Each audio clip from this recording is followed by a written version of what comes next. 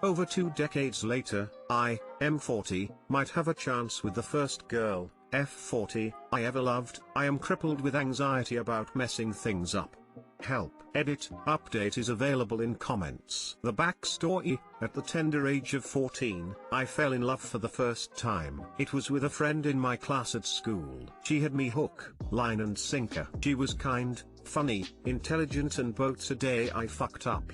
And she didn't feel the same way. It was a hard pill to swallow, but I accepted her feelings and we were close friends. My feelings for her persisted in one form or another throughout high school and into our 20s. I never sat around waiting for her. I dated and loved other girls, but a piece of me always held a candle for her. We had lost touch for a while, but a few years ago, she got in touch with me. We hung out with our old friends, some group dinner parties, and met each other's families. This time, she was married and so was I. We then both got busy with life and didn't see each other for a little while, other than the odd social media post/comment. During this time, my marriage was breaking down, for reasons totally unrelated to my friend. My ex and I filed for divorce but remain amicable. Current situation: I recently found out that my friend had also gotten a divorce. Her husband had been cheating on her. When I found out, I called her to ask how she was going. We had a pleasant chat. She said she's doing really well and was in a good place,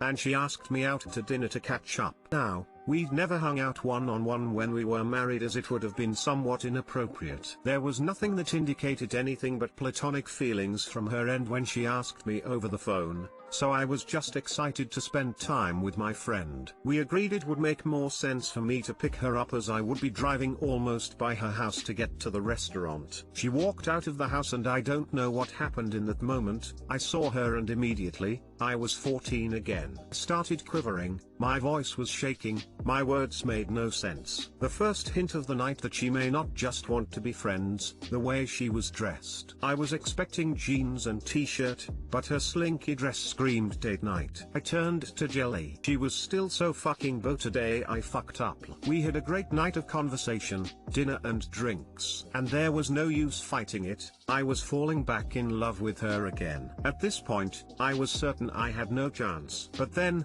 we went for a walk after dinner. We found a nice spot by the beach we had dinner at and sat down. She sat close to me and it was obvious she was cold, so I put my arm around her. We sat like this for a while, chatting. I was frozen with fear and anxiety. I couldn't do anything if I wanted to. I dared not move. I can't remember what led up to it, but we were laughing about something and then suddenly, she was moving towards me, and we kissed. After that, everything is a blur. We made out, we spoke, we laughed. She held my hand. I felt like I was floating. I dropped her home and told her I wanted to see her again soon. She texted me when I got home to tell me she had one of the best nights in a very long time and how she can't wait to see me again too. We texted back and forwards a couple of times and then she said, I think this could be something really good, and the anxiety kicked back in and I left her on read. Not because I disagree, but because I am paralyzed with the fear of fucking this up, realizing that I could actually have a chance with my dream girl. And I am terrified. She is way too good for me. She is way more successful, ambitious, financially secure,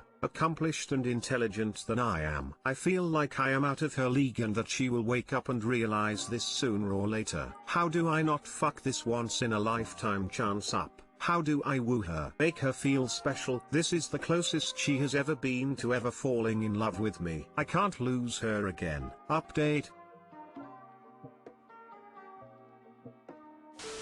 So I finally texted her back with some light humor and asked to see her tomorrow if she's free. She said, for you, I'm free anytime. This is the same girl who told me she didn't love me no less than 3 times when we were young. How the fuck is this happening right now?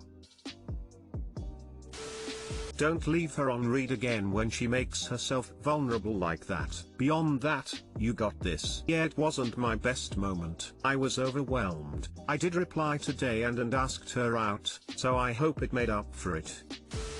Don't reveal all your feelings to her too soon, or, as the brothers say, keep your shit together. Just take it slow like you'd take any other relationship. Savor every moment, but don't start building fantasy castles in your mind. Expectations are a recipe for disaster. This is good advice. thanks. I'm definitely trying to keep my cool. Meanwhile my heart feels like it might explode. It's not quite sunken in that is this happening. Don't even trip dog, you got this.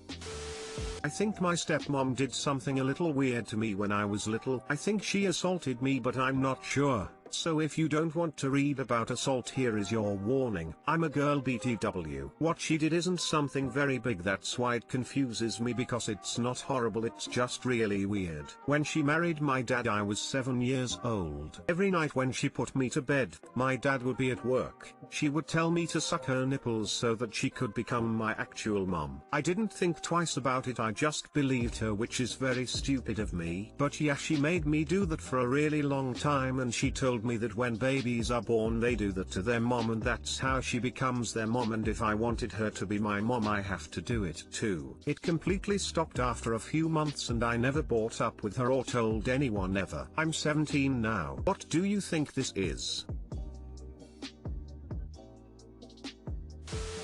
Assault. I'm a stepmom and this post made me want to throw up. Bad. Awful. I don't know what you need. I don't want to make you feel like you need to be upset, but this is extremely abnormal. This, my dear, is sexual abuse and coercion. Your stepmother is disgusting. A lot of people are saying to tell your dad, but if you want to get proof you should bring it up in convo with her and have your phone recording. She will say something stupid to brush it off or explain it. Then I would go to your dad with that. It's likely if you tell your dad without proof she could try and call you a liar, etc. That's what happens to me when at 7 I told my mom my stepdad was abusing me. Then go to the police, because she should never be around children again. Edit, I'm very sorry this happened to you, heart.